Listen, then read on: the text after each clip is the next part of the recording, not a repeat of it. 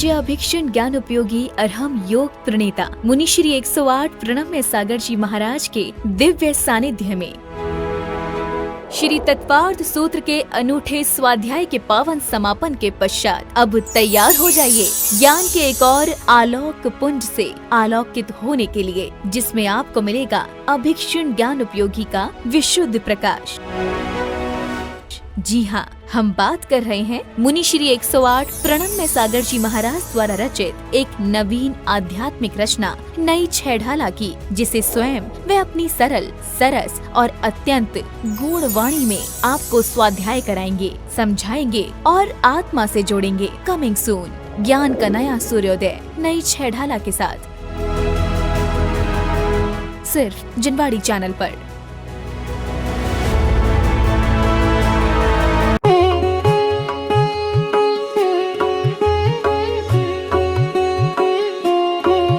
श्रेष्ठ व्यक्ति अच्छे प्रयोजन के साथ ही श्रेष्ठ कार्य को शुरू करते हैं। कहा जाता है प्रयोजनम अनुद्दिश्य मंदोपि न प्रवर्तते। एक नीति वाक्य है कि बिना प्रयोजन के कोई अज्ञानी भी कोई काम नहीं करता है। मंदो का मतलब मंद बुद्धि वाला भी हो, कितना भी कोई ढीला ढाला भी हो, जिसको आप बोलते हो स्क्रू ढीला इसका, वो भी बिना प्रयोजन के कभी कोई काम नहीं करता है। तो बुद्धिमान व्यक्ति बिना प्रयोजन के कैसे काम करेगा? भक्ति भी कर रहे हैं तो उसका कोई प्रयोजन है कि नहीं, उद्देश्य है कि नहीं, कोई उसका समीचीन लक्ष्य है कि नहीं, तो वो लक्ष्य भी हमारे सामने होना चाहिए। वही यहां बताया जा रहा है कि जब हम भगवान की भक्ति करने बैठ रहे हैं तो हमारे प्रयोजन में क्या हो। भगवान की भक्ति करने से सम्यक्त्व का लाभ होता है, ये भी एक प्रयोजन है। लेकिन अगर हम भगवान की भक्ति कर रहे हैं तो हम भगवान की भक्ति कर क्यों रहे हैं? एक तो प्रयोजन हो गया कि हम इसलिए कर रहे हैं, और एक प्रयोजन यह है कि हम भगवान की भक्ति का भाव भी हमारे मन में आ क्यों रहा है। एक तो लक्ष्य हो गया जिसे हमें प्राप्त करना है, वो तो होगा तब होगा, लेकिन वर्तमान में हमारे मन में ऐसा क्यों कारण पैदा हुआ कि हम भगवान की भक्ति करने की तैयारी करें। वर्तमान में भी कोई लाभ हमारे लिए मिलेगा कि नहीं मिलेगा? वर्तमान में हमारा कोई प्रयोजन होगा कि नहीं होगा?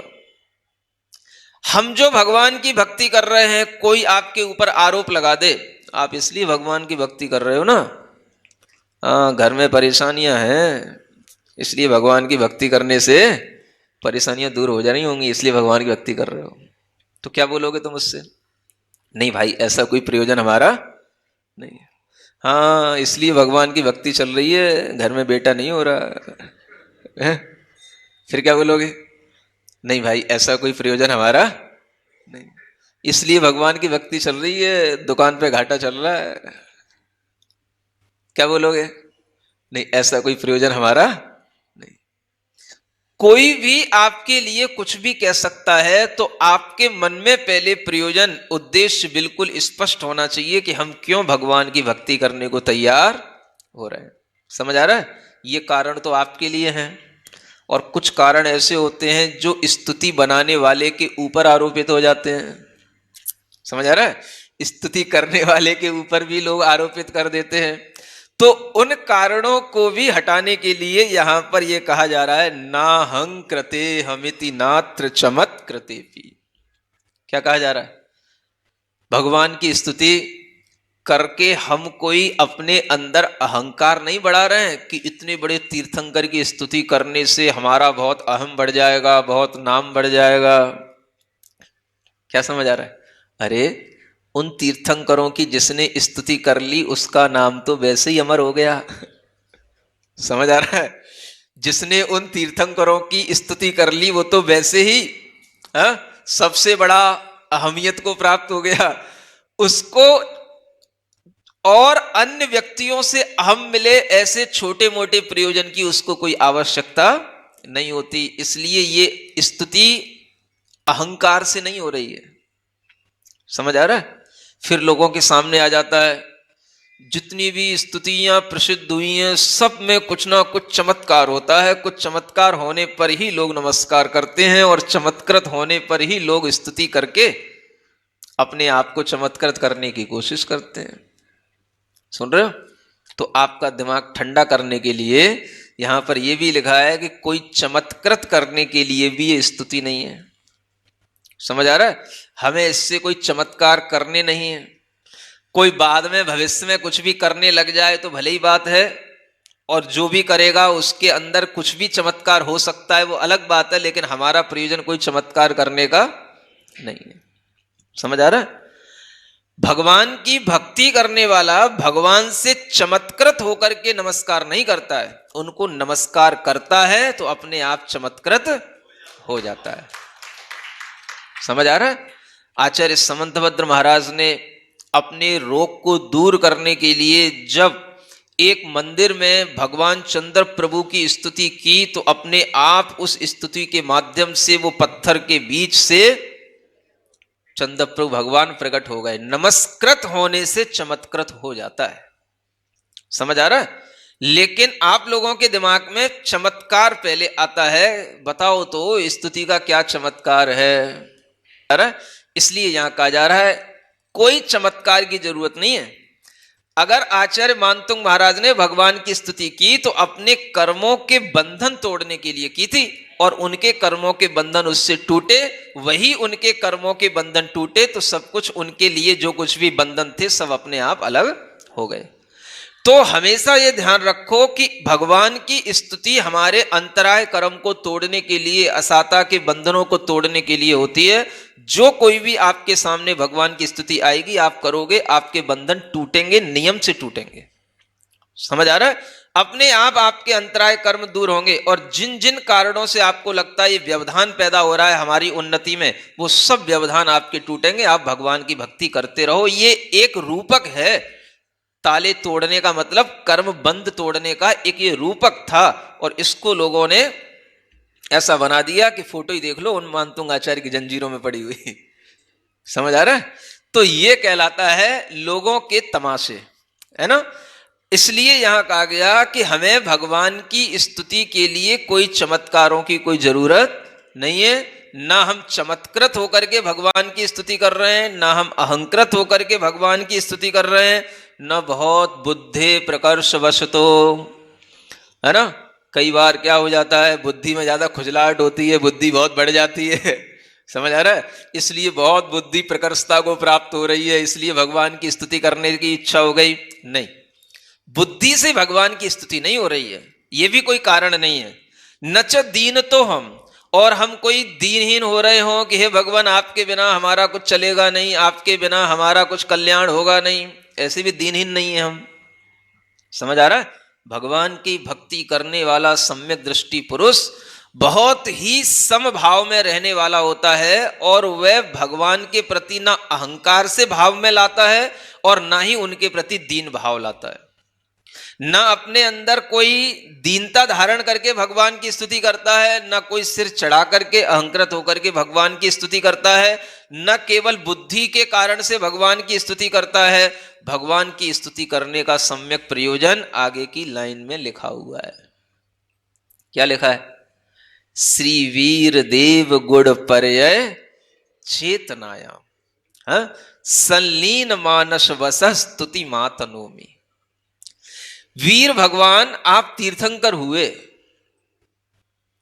आपकी आत्मा आज भी सिद्धालय में स्थित है, आप सर्वज्ञ हैं, आपकी चेतना परम शुद्ध हो चुकी है, आपके अनंत गुण प्रकट हो चुके हैं, आपकी गुणों की एक एक गुणों की पर्याय ज्ञानियों के ज्ञान में आती हैं, तो उन गुणों की, उस द्रव्य की, शुद्ध द्रव्य की और उन पर्यायों की स्तुति करने में मन अपने आप लीन हो जाता है।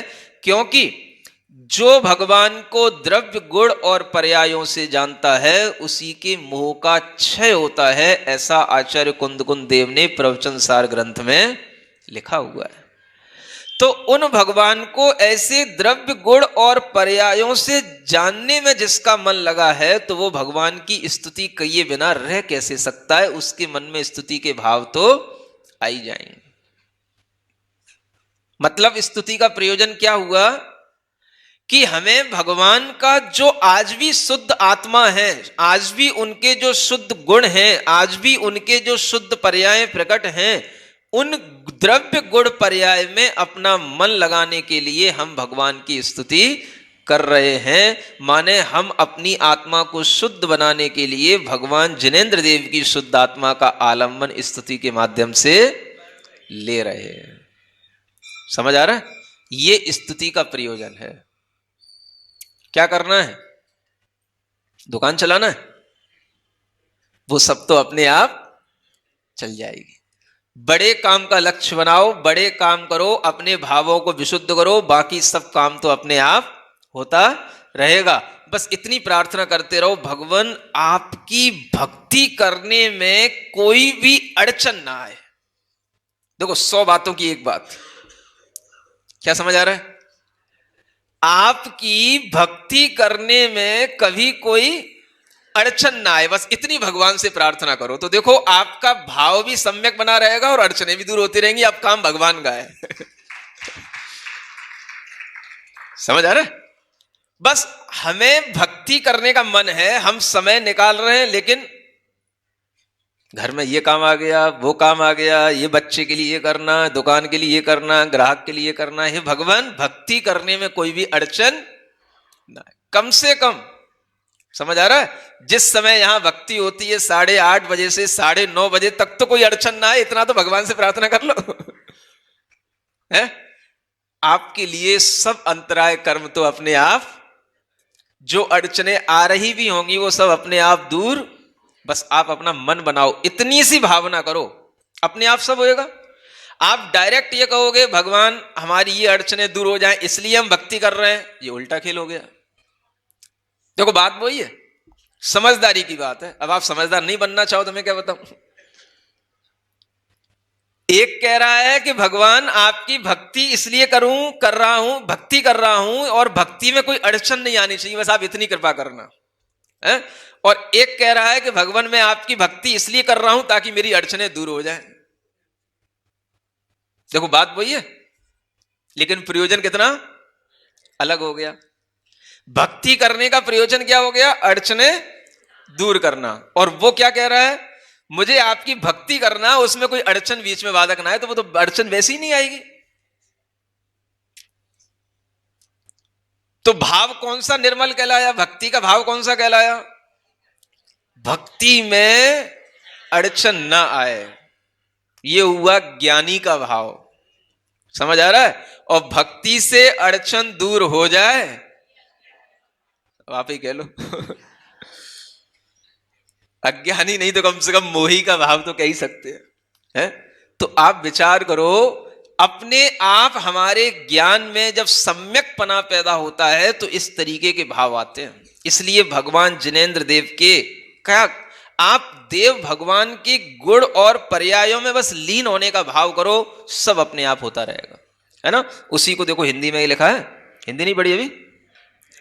नहीं अहंकृत हो करके मैं, नहीं चमत्कृत हो करके, बुद्धि की उत्कटता से ना, नहीं दीनता मन रख के, वीर प्रभु की गुण पर्यायों से युत नित चैतन्यता में, लीन हुआ है मेरा मन यह तह संस्तवन करता में।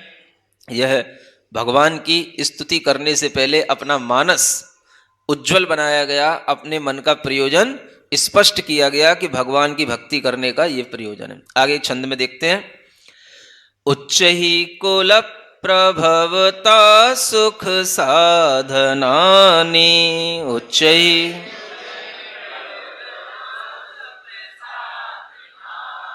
सौंदर्य देह सुभग द्रविड़ प्रभूतम। सौंदर्य, इसको यहां मिला के पढ़ते हैं। संस्कृत पढ़ने का एक तरीका होता है, जैसे सौंदर्य देह सुभग, अब द्र शब्द आ रहा है ना, द्र, तो उससे पहले आपको द्वित्व बोलना पड़ेगा। सुभगत, पहले आपको आधा दाब बोलना पड़ेगा, तब वो लय बनेगी, नहीं तो वो लय टूट जाएगी। सौंदर्य देह सुभगत द्रविड़ प्रभूतम।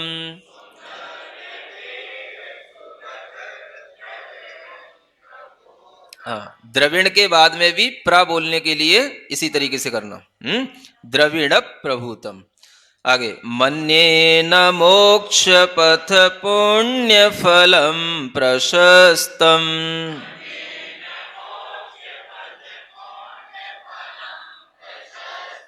यावन्न भक्ति करणाय मनः प्रयासः।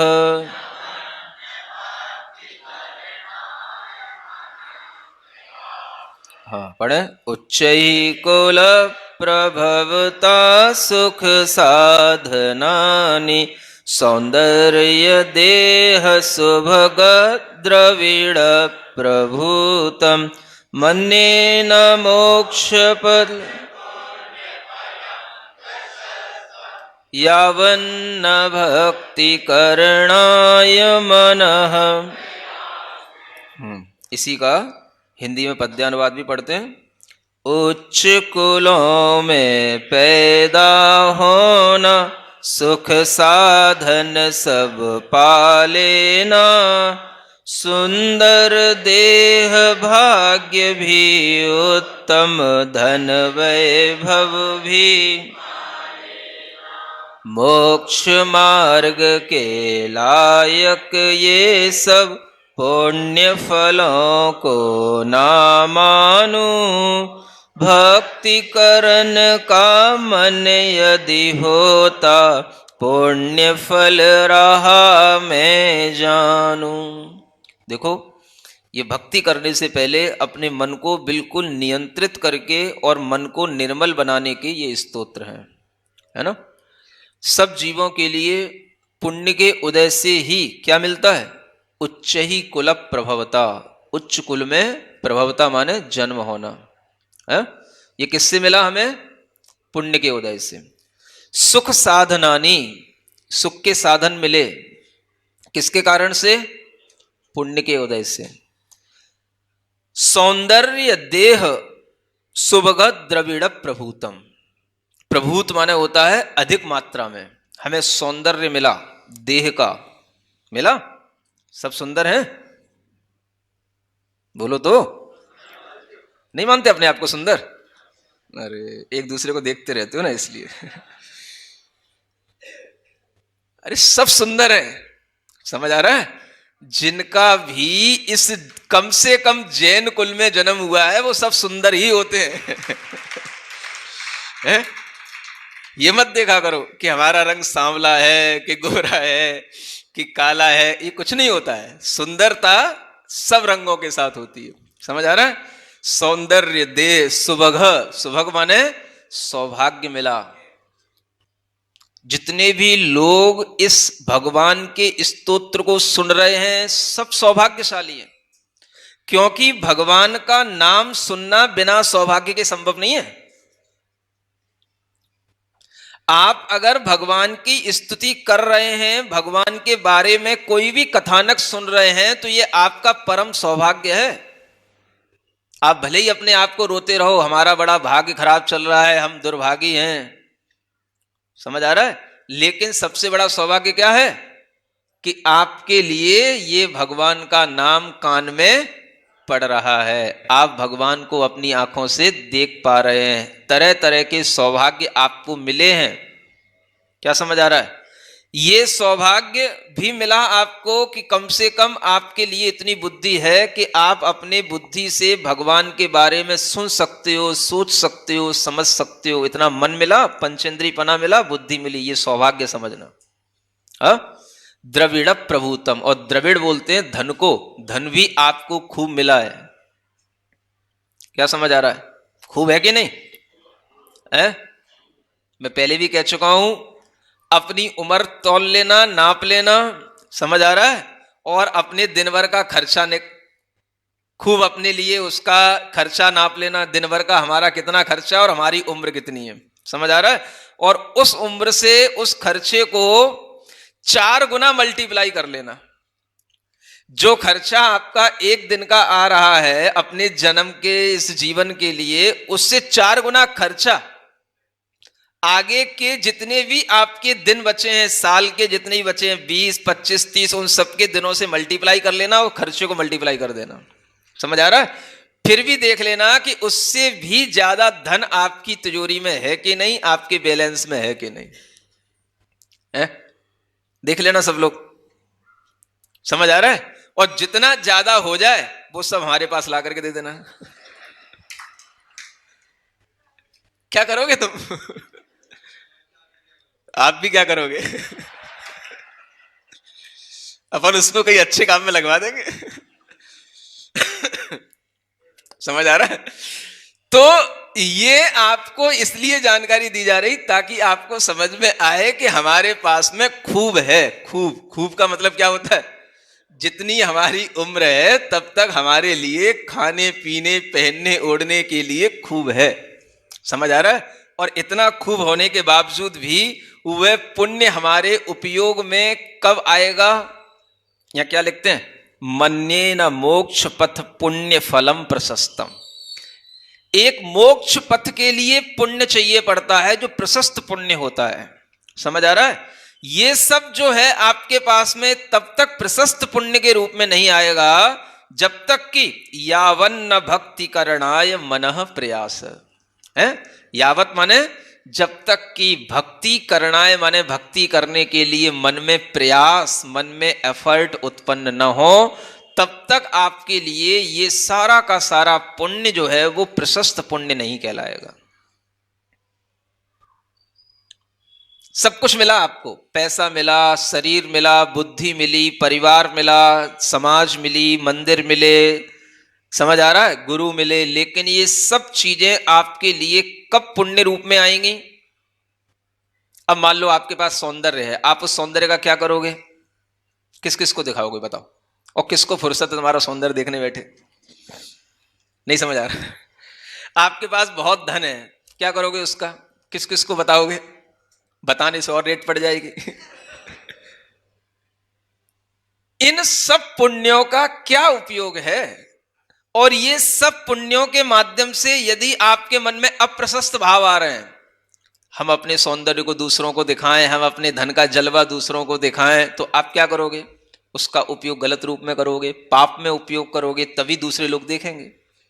समझ आ रहा है? बेटे की शादी होगी, कर दो 50-50 लाख एक नाइट में खाने के लिए, भोजन के लिए सब उड़ा दो।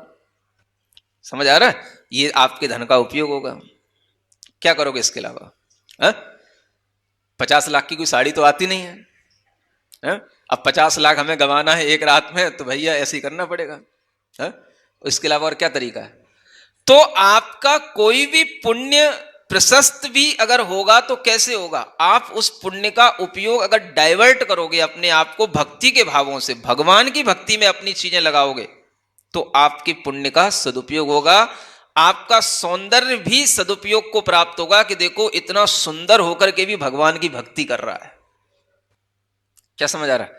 इतनी बुद्धि होने के बावजूद भी भगवान की भक्ति में मन लग रहा है, तो समझो वही सबसे अच्छी बुद्धि है, वही सबसे अच्छा रूप है और वही सबसे अच्छा सौभाग्य है। क्या समझ आ रहा है? आप क्या सुन रहे हो? आखिर भगवान तीर्थंकर हैं, सुंदर हैं, समझ आ रहा है, तो उनके भक्त क्या वैसे बेरूप होते हैं क्या? है? जब भगवान तीर्थंकर इतने ज्ञानी हैं, सर्वज्ञ हैं, तो उनके भक्त क्या बिल्कुल अज्ञानी होते हैं क्या? है? तीर्थंकरों से जुड़ने वाला पुण्य वाला ही होता है, ज्ञान वाला ही होता है, रूप सौंदर्य सब प्रकार के पुण्य धारण करने वाला होता है, तभी उनकी भक्ति कर पाएगा वो। क्या समझ आ रहा है? ये दीन दरिद्रों के काम नहीं है। उनके लिए दूसरे दुनिया में देवी देवता हैं, दीन दरिद्री बने रहे वे। ये तीर्थंकर भगवान है। समझ आ रहा है? इनकी भक्ति करने वाले के पास में ऑलरेडी सब कुछ होता है, लेकिन फिर भी वो सब कुछ देख करके सोचता है भगवान के आगे हमारे पास कुछ भी नहीं है। समझ आ रहा है? इसलिए ये सब चीजें उसके पास होते हुए भी भगवान की भक्ति करने में मन लगता है, क्योंकि उसे मालूम है कि हमसे ज्यादा ज्ञान, बहुत ज्यादा ज्ञान इन तीर्थंकरों के पास है। हमारा सौंदर्य, हमारा रूप, हमारा सौभाग्य, हमारा वैभव कुछ भी नहीं है इनके आगे। और इन्होंने तो सब छोड़ दिया और हम तो सब उसी में लिप्त हैं। समझ आ रहा है? इनकी बुद्धि देखो कितनी उत्कृष्ट। चक्रवर्ती जैसी संपदाएं मिली, राजाओं जैसे भोग मिले और सब छोड़ दिए, और हम उस छोड़ी हुई चीज में चिपके हुए हैं। तो ऐसी बुद्धि जब किसी व्यक्ति की आती है तब वो भगवान का भक्त बनने के लायक होता है। इसलिए तीर्थंकर भगवान का भक्त, क्या समझ आ रहा है? हाँ, ऐसा ऐसा ऐरा गहरा नहीं होता है अच्छा क्वालिटी वाला होता है। हाँ, इसलिए देखो उनके चरणों में सब बड़े बड़े लोग क्यों मिलते हैं? सब राजा भगवान के चरणों की भक्ति कर रहे हैं, सब इंद्र उनके चरणों में बिछे पड़े हैं। क्यों? वो जानते भगवान की महिमा को। तुम दीन दरिद्री लोग क्या जानोगे भगवान की महिमा को? है? बुरा लग रहा है? अगर जान जाओगे तो तुम्हें दीन दरिद्री कहना ही नहीं पड़ेगा। हमें अभी जाने नहीं हो भगवान की महिमा को, इसलिए तुमसे कहना पड़ रहा है तुम दीन दरिद्री हो। है? तुम भगवान की कीमत करना जानते ही नहीं हो, तुम भगवान को सबके जैसा मानने लग जाते हो। समझ आ रहा है? इसलिए जब कोई महावीर महावीर बोलता है तो मुझे अच्छा नहीं लगता। हमेशा महावीर भगवान के आगे तीर्थंकर शब्द लगाया करो। महावीर तो दुनिया में कई हो चुके, कई नाम वाले महावीर हैं। क्या बोलना? तीर्थंकर महावीर। समझ आ रहा है? और उनकी भी स्पेशल नाम बोलने के लिए आपको वर्धमान नाम लेना चाहिए। तीर्थंकर, वर्धमान, महावीर। समझ आ रहा है? आप अगर उनका नाम भी लोगे तो वर्धमान नाम ही आपकी वृद्धि करने वाला है, आपकी हर चीज की वृद्धि होगी। इसलिए इसका नाम रखा गया वर्धमान स्तोत्र, जिसको पढ़ने से सब कुछ बढ़ता चला जाता है। बढ़ा लो, आपको क्या बढ़ाना है, जो बढ़ाओगे सब बढ़ जाएगा। समझ आ रहा है? लेकिन ये नाम ही इतना अपने आप में पावरफुल है कि आपको किसी और नाम से भगवान की स्तुति करने की जरूरत नहीं। भगवान के नाम को भी हम बड़े आदर के साथ और गरिमा के साथ लें। समझ आ रहा है? तीर्थंकर, वर्धमान, महावीर। इसलिए जब हम कहेंगे तब हमें महावीर भगवान उन सब महावीरों से अलग दिखाई देंगे जो दुनिया में है। नहीं तो दो चार तो सभा में बैठे होंगे महावीर क्या समझ आ रहा है? हैं? तो उनकी कुछ महत्ता जो है वो बड़े ही लोगों के साथ रहती है। इसलिए भगवान के चरणों में जितने भी श्रेष्ठी होते हैं, सब बड़े लोग होते हैं, ज्ञानवान होते हैं, सब भगवान के चरणों में बैठते हैं। अगर तुम्हें भी भगवान के चरणों में बैठना है तो मन बना लेना। बैठ जाओगे तो अपने आप ज्ञानी और श्रेष्ठी कहलाओगे, और नहीं बैठोगे तो दीन दरिद्री बने रहोगे। यही पहचान है भगवान के भक्त की। ठीक बात? इसलिए आगे एक और पढ़ते हैं। तस्मादहं शिवद साधन साधनाय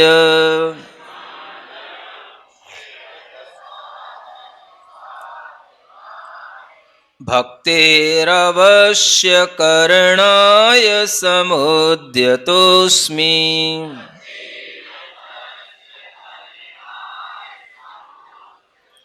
नो चिंतयामि निज बुद्धि कला स्वशक्तिम्।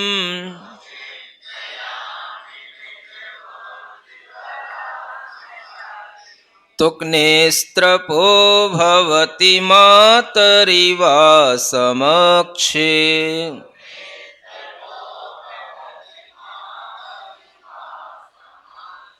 पढ़े। तस्मादहं शिवद साधन साधन भक्तेरवश्य करणाय समुद्यतोऽस्मि। नो चिंतयामि निज बुद्धि कला स्वशक्तिम्। तुक्नेस्त्रपो भवति मातरिवा समक्षे। अभी भी स्तुति के लिए अपना मन हर तरीके से तैयार किया जा रहा है। समझ आ रहा है? क्या कहते हैं? तस्मात् अहम, इसलिए मैं, शिवद साधन साधनाय, मेरे लिए तो क्या साधन चाहिए? शिव माने मोक्ष के देने वाले साधन चाहिए। समझ आ रहा है? मैं तो भगवान की भक्ति क्यों कर रहा हूं? मोक्ष को साधने के लिए जो साधन चाहिए वो हमें मिले। समझ आ रहा है? आपका मन आप जानो है? भगवान की भक्ति किस लिए कर रहे हैं? मोक्ष के साधनों की प्राप्ति के लिए। वो क्या होते हैं आपको समय समय पर बताया जाएगा। भक्ते अवश्य करणाय समुद्यतो में, अगर ये सब चीजें भक्ति से मिलती हैं तो मैं भक्ति अवश्य करने के लिए उद्यत होऊंगा, अवश्य भगवान की भक्ति करूंगा। नो चिंतयामि निज बुद्धि कलाशु शक्तिम, मैं ये चिंतन नहीं करूंगा कि मेरे पास अपनी कितनी बुद्धि है, मेरे पास छंद आदि की कलाएं हैं कि नहीं है, मेरे पास में इतनी शक्ति है कि भगवान की भक्ति कर सकूं कि नहीं कर सकूं, ये मुझे अब सोचने की कोई जरूरत नहीं है। क्या समझ आ रहा है? क्यों नहीं है? क्योंकि अब जो है हमें भगवान की भक्ति करना है, जैसे बने तैसे करना है, जितनी बुद्धि है उससे करना है, जितनी शक्ति है उससे करना है, जितना छंद आदि का ज्ञान है उससे करना है, लेकिन करना है। जैसे कि तुक निस्त्रपो भवति मातरी वा समक्षे, तुक माने होता है छोटा बच्चा, वो निस्त्रप हो जाता है। त्रप माने होती है लज्जा, निस्त्रप माने लज्जा से रहित। किसके? मां के समक्ष बालक लज्जा से रहित होकर के उसे जैसा आता है वैसा करता है। बोलना आता भी नहीं है तो भी बोलता है, कोशिश करता है। समझ आ रहा है? बोलते हैं बोल बेटा पापा, वो बोलता है आ है? पा उसके मुंह से निकलता ही नहीं। कहते हैं बेटा चल खड़ा हो जा, वो खड़ा हो ही नहीं पाता, थोड़ा सा खड़ा होता है फिर गिर पड़ता है, फिर थोड़ा खड़ा होता है फिर गिर पड़ता है। तो उसे मां के समक्ष कुछ भी करने में कोई लज्जा आती है? नहीं आती। जो अपने बारे में सब कुछ जानता है उसके बारे में क्या लज्जा करना। हम जिन तीर्थंकर की भक्ति कर रहे हैं वो भी हमें जान रहे हैं, अभी भी ये बच्चा सा है, छोटा सा है, नया सा है? तो ये तो उनको भी मालूम है। हम अगर गलत भी लिखेंगे, गलत भी पढ़ेंगे, गलत भी कुछ कर देंगे तो वो भी जानेंगे, लेकिन वह अगर ये जानेंगे कि ये हमारे अनुराग बस हमारी भक्ति से कर रहा है तो हम समझते हैं उसमें हम उनको कोई भी ऐसा भाव नहीं आएगा कि इसको दोष लगेगा, और उस भक्त को कभी भी दोष लग भी नहीं सकता है। समझ आ रहा है? कुछ लोग पूछते हैं कई बार, महाराज हमें संस्कृत पढ़ना नहीं आती, गलत हो जाती तो गलत पढ़ने में पाप लगता है क्या? अब पहली बार में ही तुम कभी भी पढ़ोगे तो पहली बार में पढ़ोगे तो गलत ही तो पढ़ोगे। पाप अगर इसी से लगने लग जाए तो फिर तो तुम कभी संस्कृत पढ़ना सीखोगे ही नहीं, फिर तो कभी मूल स्तुतियां पढ़ना सीखोगे ही नहीं है? तो इसमें कौन सा पाप लग गया? हम अगर कोई अच्छा काम करने की कोशिश कर रहे हैं और नहीं भी कर पा रहे हैं तो उसमें काहे का पाप? उद्देश्य तो हमारा सही पढ़ने का है, उद्देश्य तो हमारा अच्छा काम करने का है। नहीं भी आ रहा है तो भी आप करने की कोशिश कर रहे हो, ये आपके लिए बड़े प्रशंसा की बात है। तो उसमें पाप किस बात का? पाप तो तब होता है जब हमें सही बताया जा रहा हो और हम सही समझ भी रहे हो और हम सही जान करके भी उसको नहीं मान रहे, नहीं अब तो हम ऐसे ही पढ़ते आए, हम तो ऐसे ही पढ़ते रहेंगे, तो लगेगा पाप कि भाई अब आप गलत को भी सुधारने की कोशिश नहीं कर रहे हो। लेकिन जब आप पहले से ही अपने आप में भाव कर रहे हो कि हमें पाप ना लग जाए इसलिए हम गलत ना पढ़ें, इसलिए हम पढ़े ही ना, तब तो फिर बहुत बड़ा पाप हो गया ये तो। इसलिए आपको भी कोशिश करना चाहिए मूल श्लोकों को पढ़ने की, हर चीज को समझने की। उसमें अगर हम स्खलित भी होते हैं तो कोई दोष नहीं होता, कोई पाप नहीं होता। पाप तो पुण्य तो हमारे प्रयोजन हमारे भावों से लगता है। हमारा भाव तो स्तुति करने का है, अच्छा करने का है, अच्छा अपने अंदर समझने का है, और उसके बावजूद भी कुछ अगर हमारी अज्ञानता से हमारी कमजोरी से गलत हो जाए तो कोई भी भगवान उसी तरह से आपके लिए प्रसन्न दृष्टि से देखेंगे जैसे मां अपने बच्चे को बार बार गिरते हुए देख करके भी प्रसन्न होती है। समझ आ रहा है? इसलिए आप इस स्तोत्र को पढ़ने में कभी चिंता नहीं करना है। अच्छा एक बात बताओ, आपको अगर कोई स्तोत्र पढ़ते तो आपको क्या डर लगता है? जैसे मान लो मानतुंग आचार्य का आप मगर मान लो भक्ता में स्तोत्र पढ़े तो आपको क्या लगेगा कि कहीं कोई गलती हो जाए तो मानतुंग आचार्य हमें नहीं समझ आ रहा है, कोई श्राप न दे दें, कोई पाप का बंधन हो जाए, ठीक है ना। चलो उनकी तरफ से तो आप निश्चिंत नहीं थे, मगर इधर तो आपको निश्चिंत किया जा सकता है, आप कितना भी गलत पढ़ो आपके लिए कोई पाप नहीं लगेगा। है? हाँ, तो एक दूसरे को देख करके ही कभी कोई चीजें सीखी जाती हैं, और उस समय पर जब आपके बीच में कोई स्खलन आ भी जाता है तो वो कोई दोष का कारण नहीं होता, क्योंकि हम अभी सीख रहे हैं। हर चीज शुरुआत में ऐसे ही होती है, ठीक है ना। तो वही यहां लिखा है, इसीलिए अब मोक्ष प्रदायी साधन को मैं रहा, मैं अवश्य भक्ति करने को अब मन से तैयार हुआ, मुझ में बुद्धि छंद कलावा शक्ति है या नहीं पता, माँ समक्ष ज्यों बालक करता तज लज्जा में।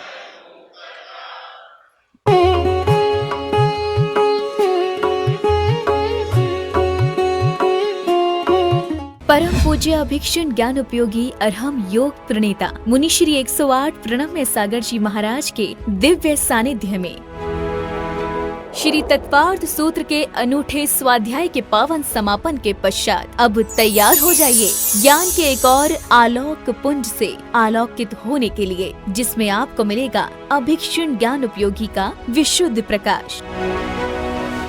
जी हाँ, हम बात कर रहे हैं मुनि श्री 108 प्रणम्य सागर जी महाराज द्वारा रचित एक नवीन आध्यात्मिक रचना नई छेढ़ाला की, जिसे स्वयं वे अपनी सरल, सरस और अत्यंत गूढ़ वाणी में आपको स्वाध्याय कराएंगे, समझाएंगे और आत्मा से जोड़ेंगे। कमिंग सून, ज्ञान का नया सूर्योदय नई छेढ़ाला के साथ, सिर्फ